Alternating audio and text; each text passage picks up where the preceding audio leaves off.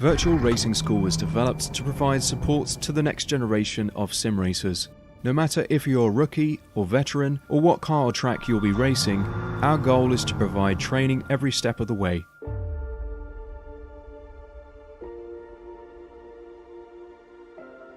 We found that iRacing can be quite difficult without proper training. There needed to be a way to prepare for on-track racing. With VRS, you can literally learn from the best sim racers in the world, including four-time NASCAR iRacing World Champion Ray Alfala. And Ray Alfala is a four-time champion of the NASCAR Peak Antifreeze iRacing Series. Three-time iRacing Grand Prix World Champion Martin Kroenke. Martin Kroenke becomes a three-time world champion.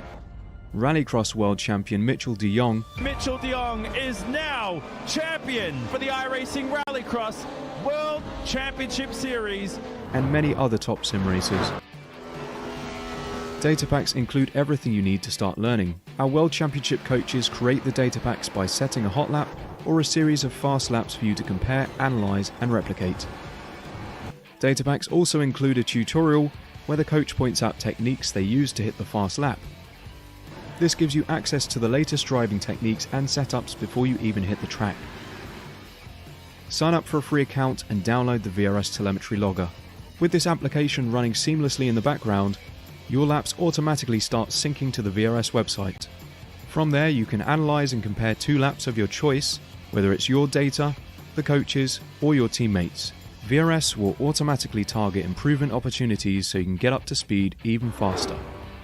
VRS also makes it easy for you to request and schedule one-on-one or group coaching sessions. These sessions can range from 30 to 90 minutes, and you can select the car, track, and setup combination of your choice.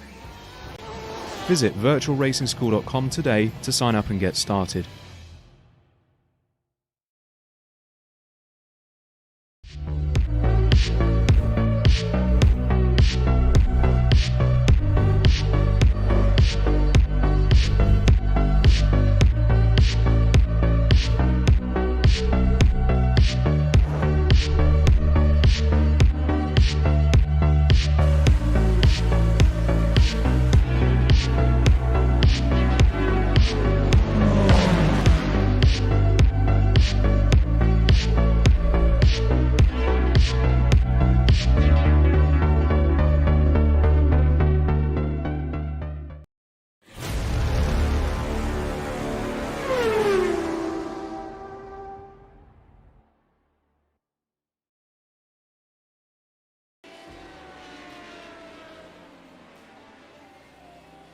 Hello and welcome, ladies and gentlemen. You are watching Apex Racing TV, and tonight we have the Radical Racing Challenge at Okayama.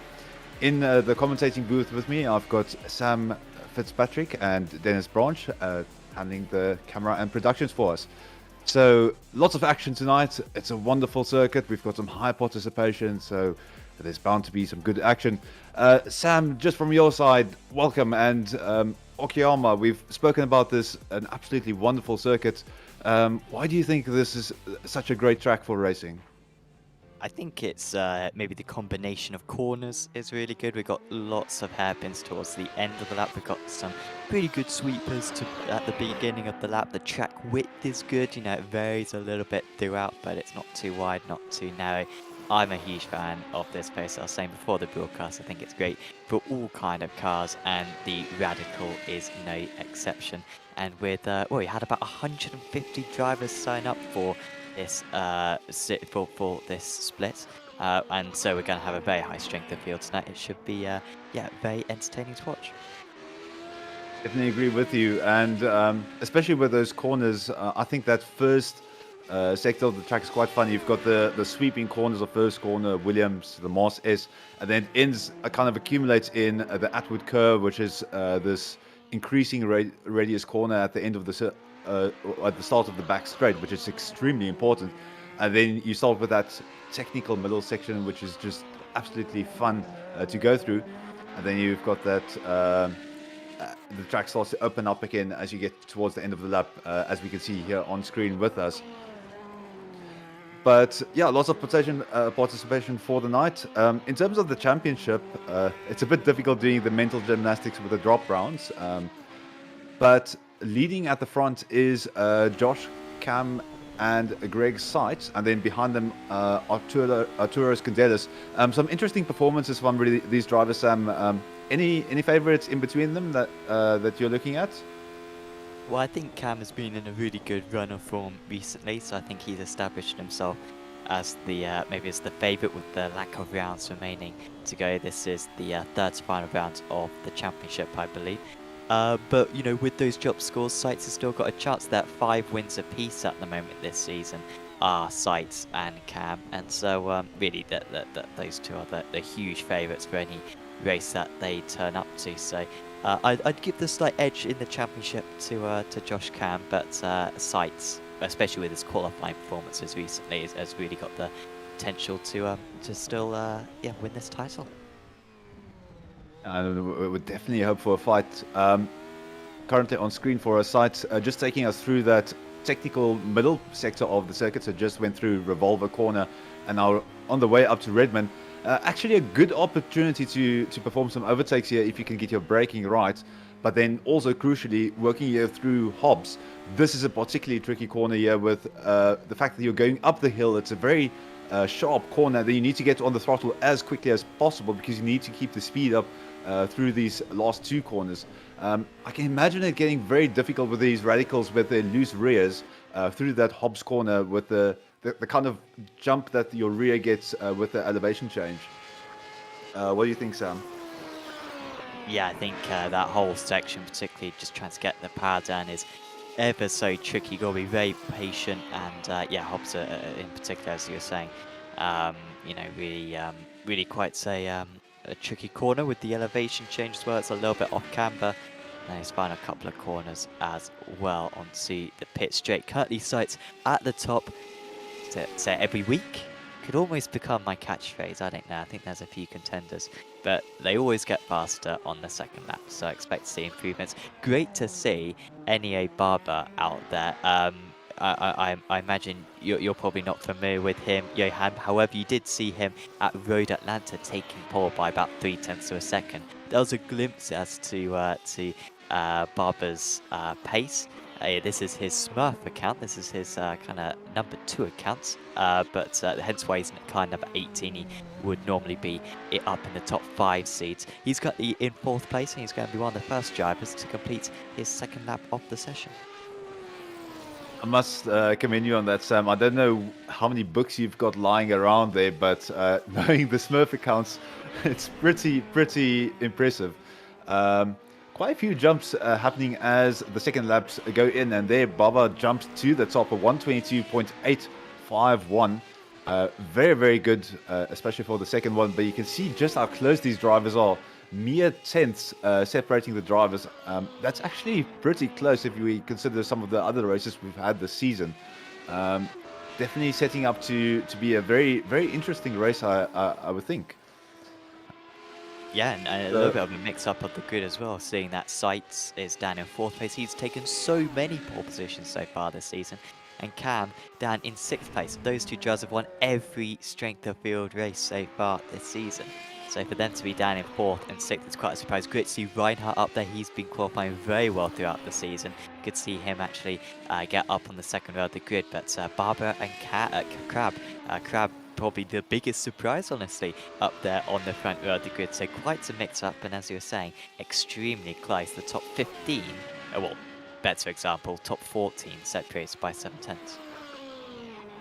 Yeah, it's going to be really close. I wonder if we're going to see some draft trains forming again on this track. Some portions of it are a bit difficult to overtake on. But generally, there's a good opportunity, at least at 3 points in the lap, to make a good overtake.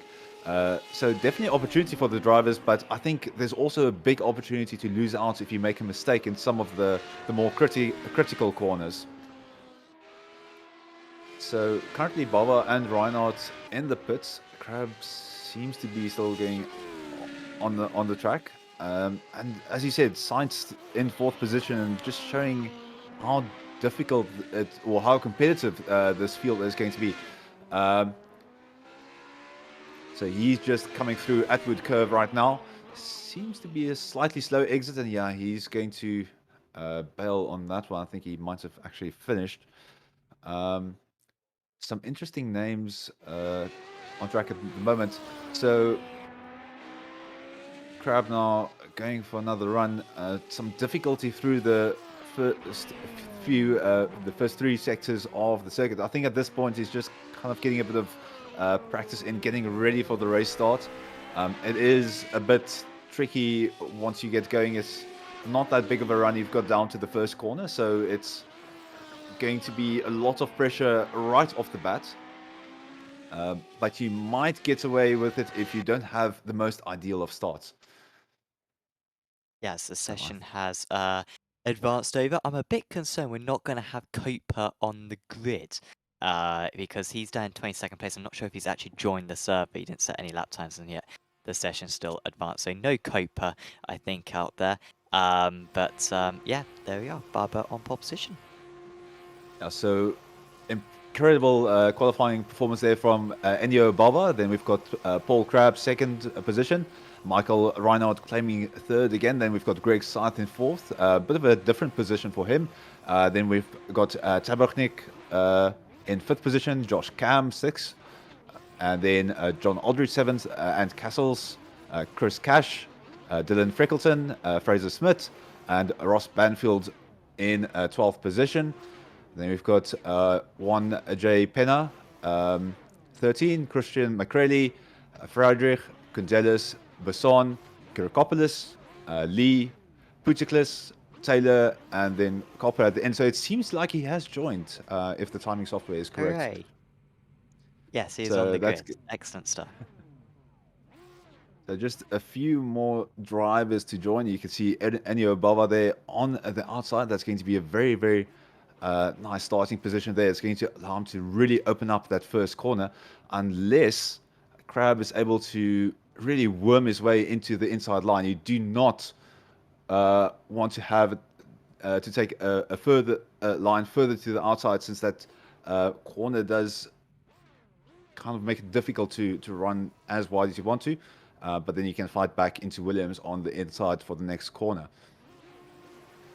Does seem like we've got all the drivers, everyone ready to get going, revving their engines. 3 lights, 4, 5 lights, and lights out, we are off. And lots of wheel spin there for Paul Crabb, so he's going to lose out massively. That's already Greg Seitz back into second position. Ennio Bava getting away very cleanly, and a big battle there between Josh Tabernik, Cam, and Crabb. I think almost contact there. Josh Cam is going to drop further behind, and we see a spin there from Tabernik. Unfortunately, not the best start for him. Off into the distance, Ennio Bava getting away from the pack as quickly as possible, and lots of drivers here off the track. So that's unfortunately a bit of a rough one there for Michael Reinhardt. Down the back straight, there they go. So currently Bava, Sainz, Crab, Cam, Aldridge falling behind with the position. So lots of pure motor, I think it's pure motorsport cars there, and into the hairpin they go. Unfortunately, a bit of a difficult one for some of the drivers, and Castle's swapping a few positions, and unfortunately running very wide there. So he's going to be falling off the track as they run up to Redmond Corner. You can see Baba already around the corner. Unfortunately, another driver there off track. That is Chris Cash. So rough start for him. The car doesn't look too damaged, but he seems to have gotten away cleanly. Yeah, well, crazy start there. It was a dreadful launch off the line for Reinhardt. Wasn't particularly good for Crab either. And Barber just pulled away. And then we had further incidents behind Tabashnik spinning, coming out of turn 2 all by himself. There seemed to be contact between Reinhardt and another driver. Cash, of course, spinning at the end there. Also some pretty aggressive moves heading into the hairpin, but Barber sprinting away 1.6 seconds clear already. So you see Danny Lee trying to go for an overtake on Dennis Kirikopoulos. Poor qualifying for Lee, and not sure what was going on for him. Usually much further up the order than that, and he's going to have to go the long way around his around his rival. But I think he has got that move stuck. But so really good start there for Seitz. He's still got a chance at this race win. And also could see Tabashnik still running as well. Crab under pressure from Cam, who knows he has to get past. Cam was 3 wide on the outside heading through turn 1 on that one. Very fortunate to get through that unscathed. Did make a little bit of contact doesn't seem to be holding him up at all. He is looking quick in 4th place, and a furious battle going on further back. Kundal is, I think, trying to overtake at the moment in the car number 6, trying to get ahead of Andres Friedrich. And that's such a wonderful area to have a battle. It's very tricky to keep it too wide through there, and some hard work being done there on the brakes by I think that was Gonzalez, as he's starting to now think about looking at the rear of Friedrich. This section very important. You need to keep the momentum up, you need to keep the speed up, so you can't afford to really battle. So it's a good place to really get the jump on your opponent. Castle's there battling for position, caught out on the outside of the draft, so he's unfortunately going to lose out and drop back a little bit. That might cost him a few more positions. Sorry, not Castle's, Putiklis, I think. Kirikopoulos getting the better of him there, so still too wide. Sorry, Kirikopoulos the one struggling a little bit, so too wide there through Williams, through the Moss S's, and now working their way up to Atwood. That's going to be hard on the brakes. And they are going to continue the battle onto the back straight. Oh, huge slide there for Fraser Smith, just behind it. See Fraser racing in this very experienced driver in a variety of cars. Well, we've got 2x2 heading into the hairpin, just keeping that place after a lot of effort there was Kirikopoulos. As we've got Friedrich spinning round, so he was battling with Kundlis. He was up in 8th place, and unfortunately he's found himself on that portion of the race circuit and drops all the way back to 20th position. Got a lot of damage as well on that car, so this was still Kundlis behind him. These two have been glued together really since the start of the race. I think Friedrich starting to pull away, but actually it's a self-spin. He's gone onto the gravel. You can often get away with that, but not with the amount of steering like he had at the time. A big hit into the wall, and well, it's going to be a very boring race for him to the end now. Yeah, it's a very heavily loaded corner on the rear of the car, and if you lose grip at all at the rear, it's an instant spin guaranteed. Ooh, and someone else almost losing there. That looked like Kirikopoulos, I think. So now looking at the back of Lee here, smelling an opportunity for a position here, but he is going to have to fight for it. And into Atwood they go. It's a very Atwood is a very difficult corner to get absolutely right. Now on the run down to the hairpin, and this is a good opportunity. You can just absolutely park it on the inside, slam on the brakes, and park it on the apex. Unfortunately, no one really close enough to do that. Cam fighting off Crab for that 3rd position. So up ahead, Science does have a bit of breathing room, so he can think about challenging Barber, but Cam is going to have his hands full here. He cannot afford to make any kind of mistake.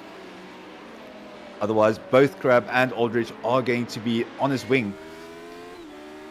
I don't think you saw the overtake for Cam on Crab, unless I could have been looking away for a moment. But yeah, Cam making that move stick then after Crab started ahead of him, and Kushi up to 3rd place. But no one's got a response right now for Enio Barber. 2.6 seconds clear of the rest of the order and consistently lapping 0.3 of a second faster. He wasn't a whole lot clear in qualifying. In fact, it was very close in qualifying, yet actually come the race, we got a bit of field spread. I don't think Cam's got much of a response to sights either. That damage probably not costing him too much, but undoubtedly maybe a 1/10 of a second or so down the straights, and well, he needs every 100th he can get. Danny Lee is storming through the order, and well, that was a very elegant and good-looking move there on McCrelly, just taking that tighter line, and he's up into 11th place, just ahead. Copa, who I didn't even think was going to take the start, he's up to 9th position now from last, and he's just got past Payne. That's a pretty good advance through the field.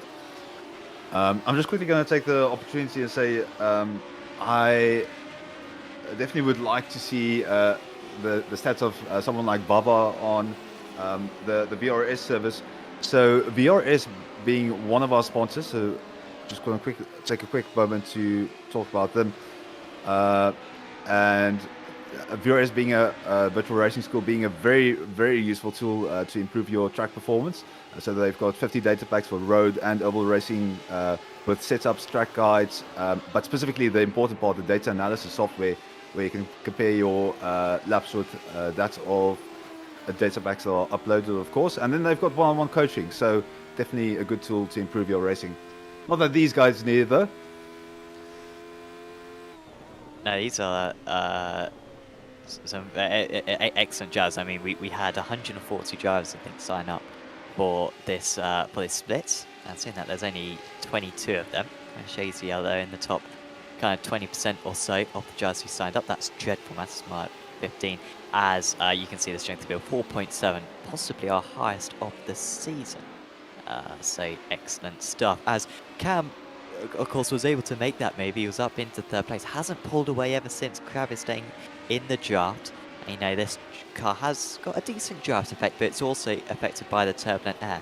So it's not easy to stay close. You're not necessarily going to get an advantage by being half a second behind. If anything, it's quite tricky to stay within half a second of the car ahead. So this isn't looking easy for Cam. He's going for the title, of course.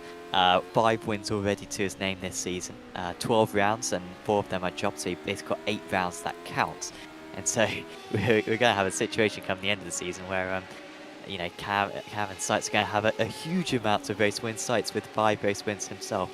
And then it's kind of just trying to get as good results outside of that, as well as Tabashnik on the recovery drive. He has got a lot of damage on that car, but he's still able to pass Kira Koplis, who seems to be struggling a little bit tonight. Had a good result at Phillip Island a couple of weeks ago. I think was up in about 6th place.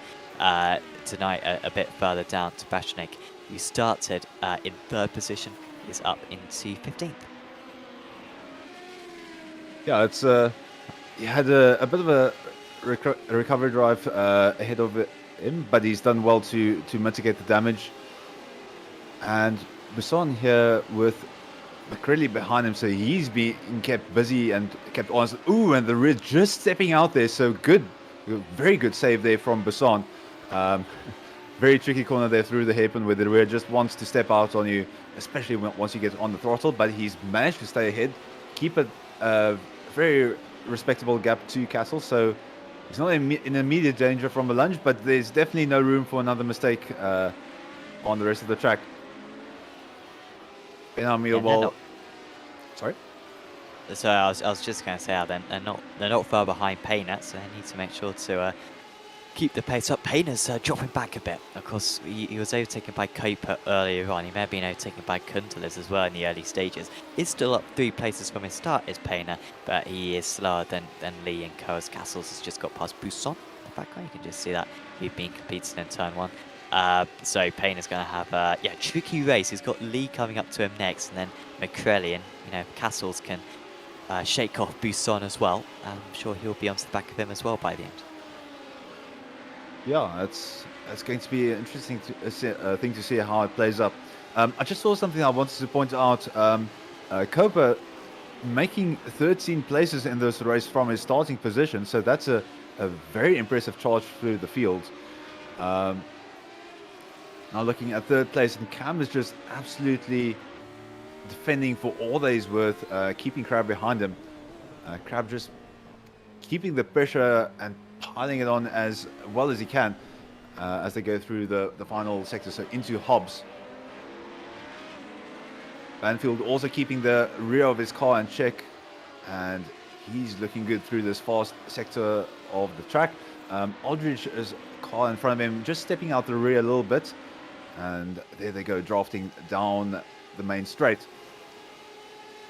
So interesting race for them, and Banfield is so close to Aldrich, he can kind of, I want to say smell the exhaust, but he is in a good position to make advances if he can just keep the pace up.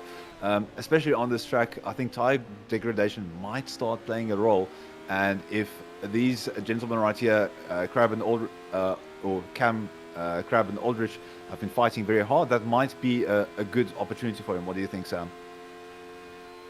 Yeah, I think it's could certainly shake things up. Could allow the drivers ahead to get away. Could invite some others to join the fight. Cam, I don't know if he's maybe just waiting behind, but he seems to constantly be at the kind of same distance back. Don't know if he's maybe thinking he'll leave it till the last lap or so, or maybe it's just the difficulties of overtaking around Okayama, but seems very happy to stay this far back. You can see the slightly alternative lines as well that they take up the hill, struggling to get the power down, and then this final couple of corners super tricky in these cars to stay close. I mean, I remember racing in the FW31 around this circuit, and that was even trickier to overtake, and those final couple of corners were an absolute pain to stay anywhere close to the car ahead. So these guys are doing well to stay so close. There is Bubba just every lap pulling away from sights, underlying his class. It's no surprise that he's out there leading the way, and oh, it really does look like we are going to have our first win for Sights and for Sights and Cam. They have won every race so far this season, but Bubba looking like he's going to end that. Yeah, it's been an awesome season so far, seeing those guys duke it out. For a moment, I thought we were looking at a back mark in the pack. Baba has really increased that gap to the rest of the field. I think it's now 4 seconds. So just some superb pace from his part. Just looking here at Smith, looking for a gap from Buisson, not going to find it, but he's just preparing himself in the case that there's some lockup or some event. But you can see that rear wing of the car looking a bit worse for wear. And he is going to try to go on the brakes. Nice hard braking, parks it on the apex. But now he needs to fight back as Buisson actually drops in behind. So rather than opting for the battle, he's going to try and preserve the pace so they don't get caught up by Puticlis behind them. Oh, Cooper. Oh no, how has he ended up there? He's spun up halfway down the pit straight. That I is a did sad see one. him pick up an off track just beforehand, so I imagine he's run wide and then just tried to save the car a couple of times and then yeah, spinning round. Yeah, that's the rear of the car just releasing. He did well to slam on the brakes. Most drivers, or all the drivers, doing a superb job of avoiding him. But that is an unfortunate one there for Copa.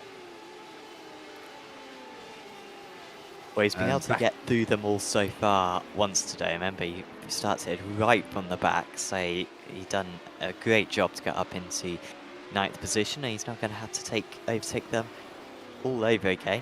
Well, problem is he's got some quality cars ahead of him. Buisson, Smith, Kyriakopoulos, Tabashnik, Castles, none of them are going to be easy targets whatsoever. As this train does seem to be gaining slightly. I think the battling that kind of you were talking about earlier on has yeah, really extended this this fight.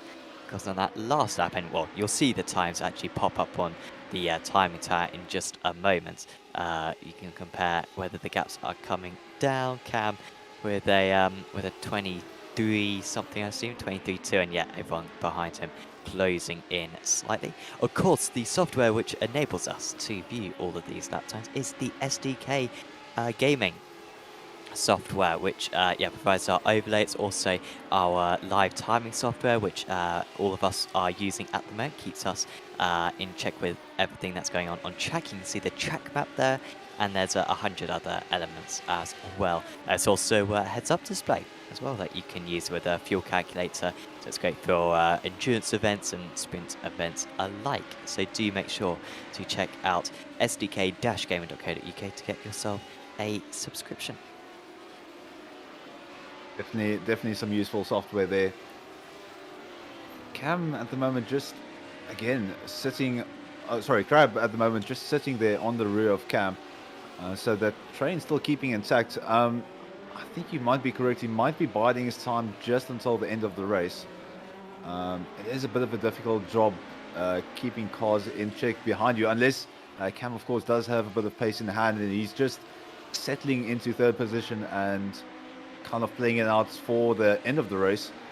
Some dust being thrown up there by the cars, and we've got Fraser Smith here going for an overtake on Kyriakopoulos. He's going to be stuck on the inside, and he's going to get the short end of the stick there as Kyriakopoulos closes the door. But that is Tabashnik. Unfortunately, he seems to have had some kind of issue, but he is going to try and slot in behind them. Finds himself on the apex, as Smith has to drive around and fights back through Williams, and that is going to be the overtake done, but Tbushnek resuming 15th position in front of him, Smith and Kirokopoulos now running up to Atwood, and this looks like Tbushnek looking for opportunity, not going to find it. Door gets closed on him and he backs out for good measure.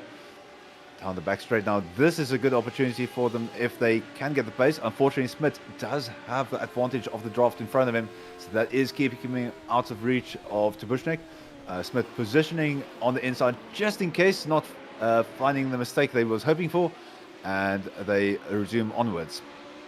Well, this is amazing to see on lap 13 of this race, to see such a competitive battle for 13th down to 20th. This is everyone who's still running from 13th downwards, all in a huge train. As Kirikopoulos has run wide, you'll have the inside line for the second hairpin, and there's a little bit of contact behind as well. Kirikopoulos has lost that position, so Smith up into 13th. That could be an important move, and I think Koper was able to get past Tabashnik in all of that as well, albeit he may have got through via a little bit of contact right at the back. Taylor having a big slide, and now Buisson is under huge pressure from the two cars behind. That's Putaklis and Cash.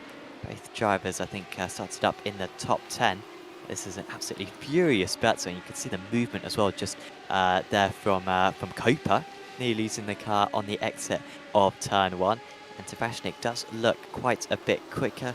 He's not going to try to overtake yet, but no, this is the closest battle out on circuit, and a very entertaining one at that. Definitely agree, and it's so awesome to see the fighting spirit from both of these drivers. I mean, Koper having a bit of a rough event during the race. Tbushnik trying to work it up the inside. He's not going to find as much a gap as he wants. Koper running wide, the side-by-side going into the revolver. Koper coming out in front. Tbushnik trying to dive up the inside again, and we're just switching from side to side. And he has to fall in behind. He doesn't have the pace. Lots of weaving as the drivers try get... Oh, and there's a spin. That's Putaklis. Oh, he misjudged that one. Putaklis was just going for evasive action there, initially going for a move, but he nearly wiped out a couple of cars there. It would be great to see his onboard for this one, because you can see the cars ahead darting left and right. He's trying to find a clear space, and he suddenly sees that they're breaking ahead, and I can only imagine that that Tabashnik turned out of the corner, because it looked like he was going to slam him into the side. So yeah, shame to see it come to an end in that fashion, that battle. As we cut to Paynes, Tabashnik's had another problem. In fact, he must have an absolutely wrecked car at this point. In fact, he has called it a day, turning back to the pits. But Payne has been caught by Lee for many laps already. A couple of tenths of a second faster was the British driver that last time round. And now he is able to go for an attack. McCrelly and Castles are also there. And Buisson has had a spin. And McCrelly as well is struggling. That seemed to be on the outside, oh sorry, the exit out of Atwood. Definitely an easy place to lose it as the rear of the car loads up.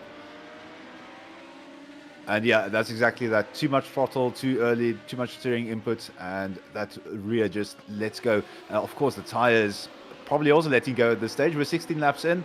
Probably starting with the 17th lap pretty soon. So not much racing time left. I'm just going to quickly plug another one of our sponsors. Apex Racing Academy, they've got 29 data packs for you to use. That's in conjunction with the virtual racing school software. Apex Racing Academy also offering setups, track guides, as we said, integration with VRS, weekly group coaching sessions, and other coaching opportunities as well. Arab still sitting behind Cam.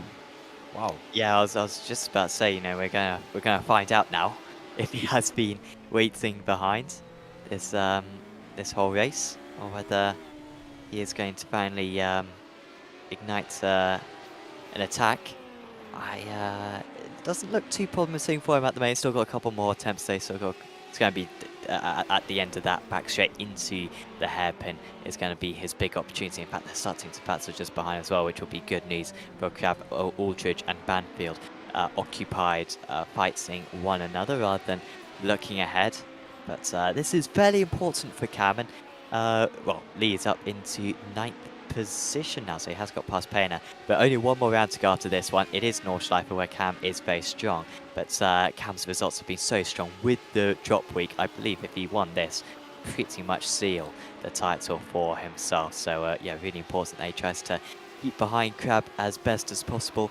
As Aldrich having to go defensive into turn 1, he was able to hold on to 5th place. As Lee, he's being attacked again by Payner, but he's consolidated that position. He's a little bit offline now, and Payner, the number 19, gonna try to fight back. McCrelly takes advantage though of Payner's slightly unusual line, and McCrelly moves up into the top 10. That was a absolutely sneaky one. I must say, though, Aldridge and Banfield battling as if it's for the first position of this race, and the slight contact, good of both of them to keep it out of the kitty litter, and they are going to be neck and neck going through the back straight here, going into Redmond corner. No shenanigans as of yet. Banfield keeping a hold of that position. Aldridge now under pressure from Freckleton behind him. So their battle has kind of pushed them backwards a little bit, it would seem. Now, white flag is out, so final lap of the race, and we'll see what happens. Yeah, it's, well, it seems like Crab has fallen off Cam all of a sudden, so I think that was a poor lap. Also good lap there for Cam. He was actually faster than Greg Seitz on that last time round, which hasn't been the case for the vast majority of this race. But, yeah, just, yeah, quick run down some of Cam's results. The 5 wins, and then, yeah, podiums in pretty much every other event. And so, yeah, this would be a huge step towards the title if Cam could consolidate this one, even though he's losing points to Seitz. He would still be very close to that championship if he could consolidate this one. Payner not looking to come back against McCrelly, where he's fairly close edge. That is an excellent corner onto the back straight, and he could go for a dive here. Surely he's got to go for a dive. So he cut to our leader, absolutely by himself, 5.5 seconds clear. That is a very, very commendable lead on the rest of the pack. And he is going to come home to grab the position. It looks effortless at this point, even though those tires are absolutely screaming. I think they've really been pushed to their absolute limits at the on this track. And that is Baba taking the lead there in the background. You can see Seitz coming around also in a very lonely position. And then Cam and Crab. And then the rest of the pack just come streaming behind them. Aldrich looking for another position, but unfortunately there's not enough speed to get anything done here.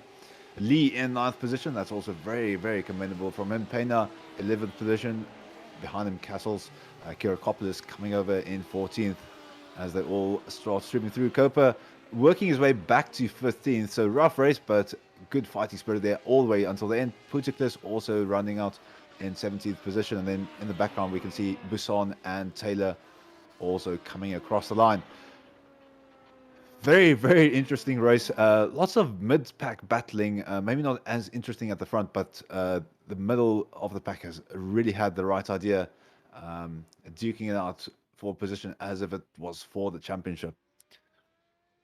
Yeah, that was certainly the highlight of the race. I think that battle from 13th down to 20th, I think it was at one point, 8 cars being involved, was absolutely thrilling to watch. We didn't see many overtakes out in the lead. We weren't expecting many overtakes, to be fair.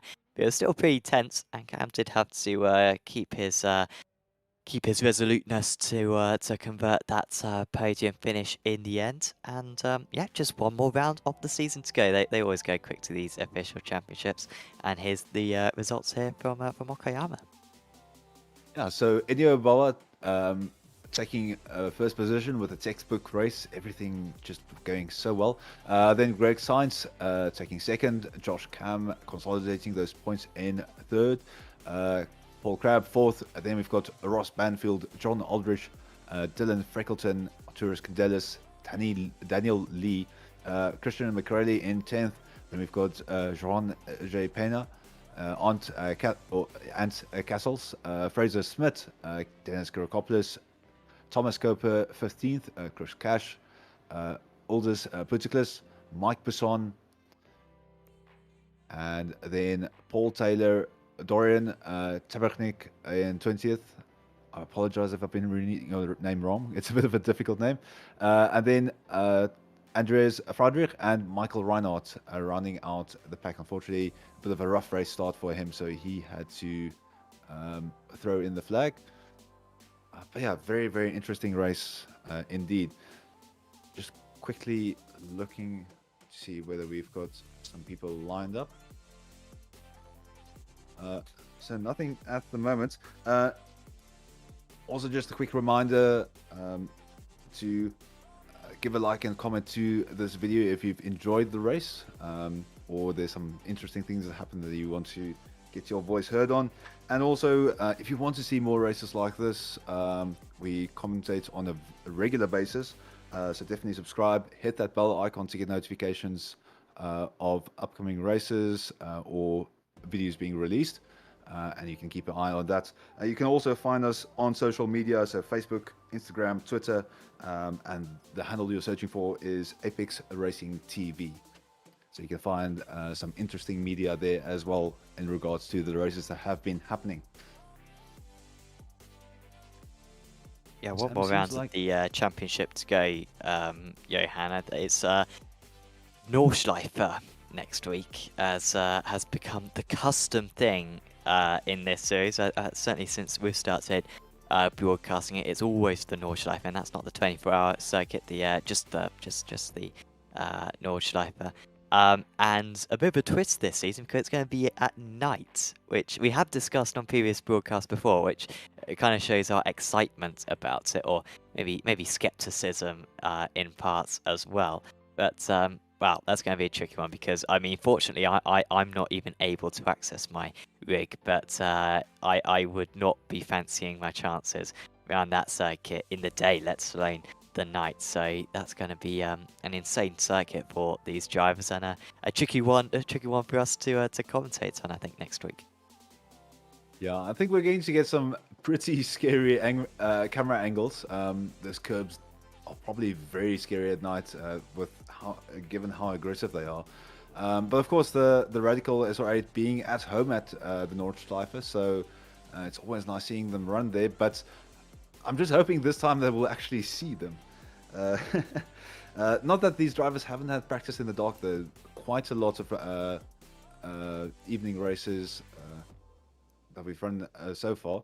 I think some of the drivers are starting to file in. So, Sam, anyone you want to grab in particular? Oh, well, I would quite like to have a chat. Oh, well, I think I'll go for Josh Cam, actually, who joins us now in the commentary box. Congratulations, Josh. That is a third place finish, which, considering your race starts, or not necessarily your race start, it wasn't a bad race start, but considering, you know, everything that was going on near the start of the race and qualifying, you must be quite pleased with that one. Yeah, I'm glad you recognise that, and it's been one of the hardest weeks for me in so long. I was struggling for pace. I've been working really dodgy hours all week, so I practiced on Monday and then picked it up again today. And I got damage on the first lap. I have no idea who from. I think there's a lot of difficult fighting. And yeah, I'm adapting to a new rig as well, which is probably a long-term advantage, but there's been a lot against me this week. And when I got into third and somehow managed to survive the pressure from Paul, I was breathing hard through that whole race. And for me this season, that's one of my best, even though it doesn't look it on paper. I'm not sure if we saw the move that you made on Paul, but I believe you overtook him on what, lap 3 or 4? Talk us through that overtake that you made. Yeah, maybe. I mean, I'm going to have to find it myself briefly. It looks like it was into turn 1, and I've seen Paul is very fast all week, and I really thought he was going to pull away from me and chase Greg down, honestly. But just those first few laps, I was a little bit more under his rear wing than perhaps I expected to be. So, and he had a tiny mistake out of the final corner, so I knew I was kind of almost alongside the car in the braking zone, and I knew I had to force something. Thankfully, I think it was clean, and Paul's a safe driver. but I could not get away from him. Again, with that damage, a bit like last week, trying to drop a good driver from the toe is borderline impossible. So really, I was just trying to drive apex to apex and not give anything up. Yeah, and you certainly did that. It was we pretty much saw no mistake from yourself. We thought that maybe Paul was waiting behind for a bit because he seemed so consistently behind you, but yeah, it just seemed like he really couldn't get the overspeed in the end. I'm trying to figure out the championship. I'm racking my brains and trying to bring it across in a clear way because of course it's 12 rounds, 4 drop weeks. But you've won 5 races, and your other results are so good. So you've got, of course, the 5 race wins, and then at the moment, the 3 other races that will count, I believe, are a 3rd place at Laguna Seca, a 3rd place here, and a 4th place at Imola, I believe, which is insane consistency. And, you know, dare I say, I think you may have the championship sewn up. Because of those very consistent results. I don't think Greg can do anything more from here. I think it's like you said, the maths is very difficult from here. I think the key factor, having just spoken to Greg, is that Greg, I don't think, does a lot of laps at the Nordschleife, and I don't believe he's intending to race there, given the points deficit at the minute. I'm sure you can speak to him in a second, and he'll give you his side of the story. But if the worst case scenario, it's looking really strong. So. Got to go to the Nürburgring and finish it off if that's the case. Yes. Of course. You know how these interviews that go. I've got to mention the back-to-back wins thing that you've got, but I can also mention, of course, and I did mention it last week. Maybe I'm getting a bit lazy with these silly superstitions. But of course, you are very good at the Nordschleife. You always win the strength of field races around that circuit. So do you think it will be any different this time that the fact that it's in night, or do you think once people are lapping around there it will just be the same as always and people will get used to it? That's hard to say, really, isn't it? I think it will affect some more than others. These things can depend on the equipment that you race on sometimes, how good your screen is, how well you set it up. Often people with using virtual reality and triple screens can get a bit more of the sensation of speed, which really helps at night, which I just race on a single screen. So who knows, really? I expect to still know my way around. I've done plenty of laps in the dark in the N24 this year, but the Radical's a different car to a GT3, so some practice is certainly going to be needed, but I'd love to make it 3 from 3, so that's got to be the aim going forwards. I mean, if I were you, I would just quit now. I'd be like, well, got 100% winning record. True. I'm gone. See you guys later. But I'm impressed by your tenacity, your ambition of making it 3 out of 3. Is there anyone you'd like to give a shout out to, Josh? Yes. Well, let's see what Greg says when he comes into the interview. But if that is the last time we race on track, big thanks to him because he's pushed me very hard all season. I think it's been tit for tat, round for round. Who's had the pace? There's been bad luck on both sides, probably a little bit more on Greg's side with a couple of incidents. But it's been great to race with him. Thanks to you guys for your great broadcasts and the commentary. And Johan, also, you've been here all season, so thanks. And everyone at Pure Motorsport who helps keep pushing forwards and keeping me motivated after 2.5 seasons in this car. Thanks, everyone. Awesome. Thanks for having a chat with us, Josh. And best of luck for making it 3 out of 3 next time. Cheers. Thanks, Sam. Bye. Josh, Cam, there, your 3rd place finisher tonight. Johan, would you like to have a chat with Greg Seitz? It's definitely. So yeah, big welcome, Mr. Seitz, and congratulations on 2nd place. Definitely a very interesting race for you. You kind of took a charge in the early stages of the race and then just kept it consistent. How do you feel about the race from your side?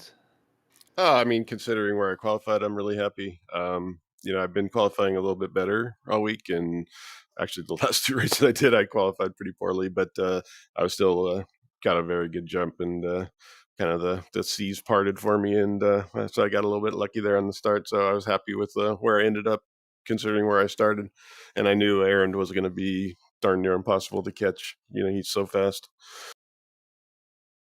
Must say though, you still kept up the pace, and you kind of separated yourself from Cam and Crab behind you. In terms of the championship fights, has that been going through your mind? Have you kind of been saying to yourself that these last two races were important, or are you just seeing where it goes and giving it your utmost best? Well, my plan was to first or second last week and first or second this week, and then I think I would have actually locked up the championship. But I got punted last week and punted a couple other times. So essentially, my luck this season hasn't been terribly great, and kind of ran out. And then of course I punted myself by not entering one of the races. So so essentially, I'm not going to probably race Nord. So that pretty much leaves the door wide open for Josh. But honestly, he deserved it, and I'm pretty sure he would have crushed me there because I've done all of maybe 10 laps there. So definitely not really a chance for me to do anything next week. Would have definitely been a very difficult, is going to be a difficult challenge with the fact that it's also a night race. And then from your side, any interesting points in the season, especially since you're not racing the next round, any points in the season that really stood out to you, things that were kind of that you found really fun or enjoyable, or even just tracks that stood out for you? Yeah, I mean, I really enjoyed racing Josh. He and I were really close on pace all season, and kind of went back and forth. I think at Laguna Seca was probably my best race against him, where I just kind of pulled away a little bit into the distance. I think honestly, last week I had better pace than he had.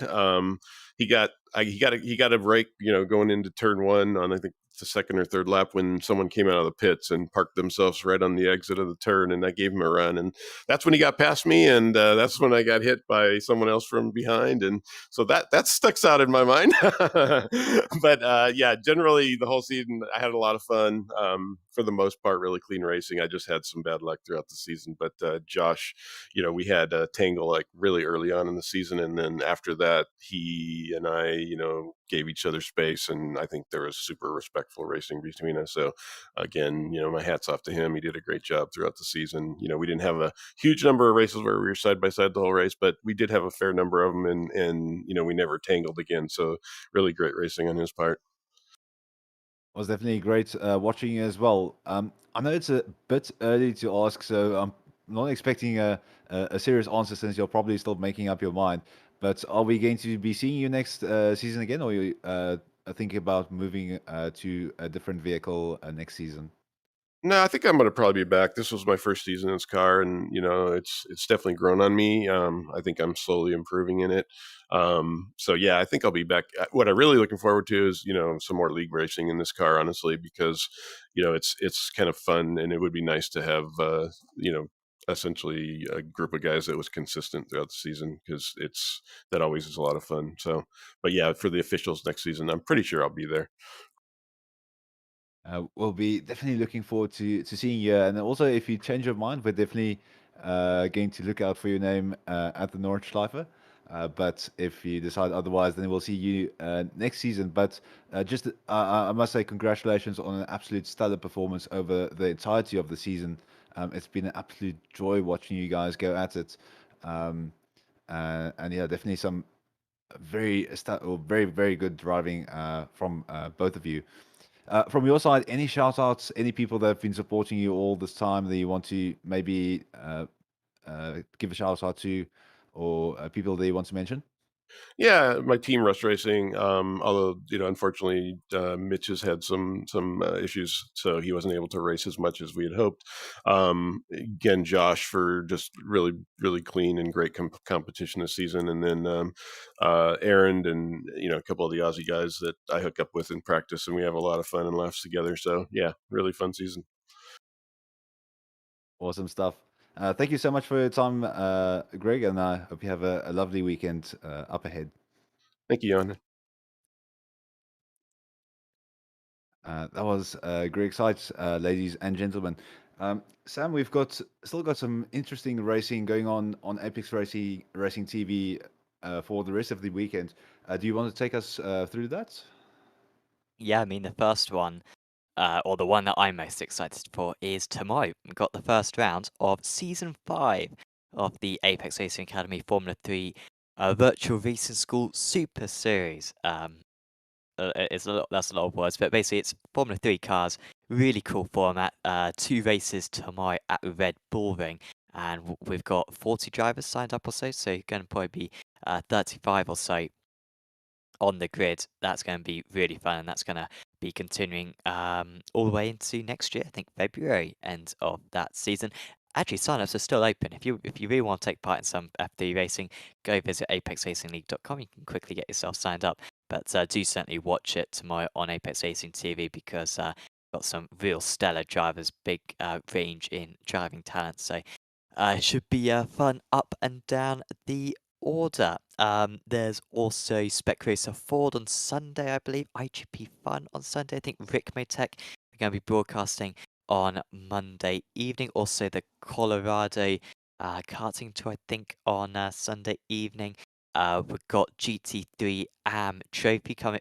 AM Trophy coming to the end of that season quite soon. Also Mazda Cup as well on Mondays. So lots of stuff. Do subscribe to Apex Racing TV to view all of them, and make sure to click on the notification button as well, so you can see whenever we go live with a broadcast. And of course, also check out, like Johan was saying earlier on, do check out our Facebook, Twitter and Instagram pages as well. You can see little highlights of every race that we broadcast on the channel.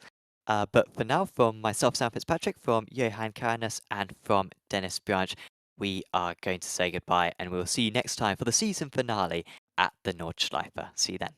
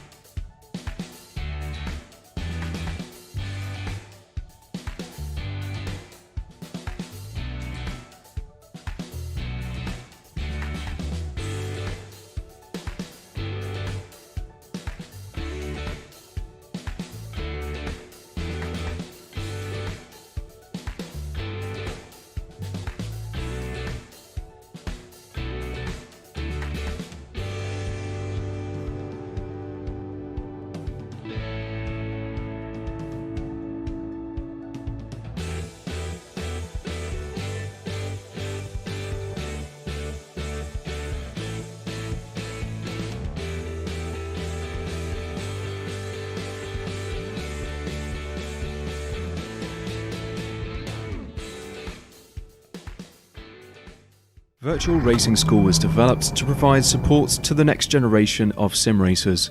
No matter if you're a rookie or veteran, or what car or track you'll be racing, our goal is to provide training every step of the way.